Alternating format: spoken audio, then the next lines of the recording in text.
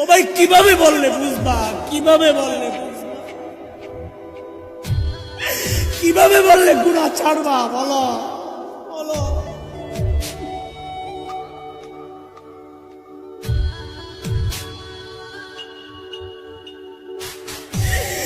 সন্তান চলতেছে জাহান্নামের দিকে, বিবি চলতেছে জাহান্নামের দিকে, আমি চলতেছি জাহান্নামের দিকে, অথচ মালিক ডাকতেছেন, আয় শোন না শোন না শোন, ওয়াল তানজুর নাফসুম মা কদ্দামাত লিগাদ।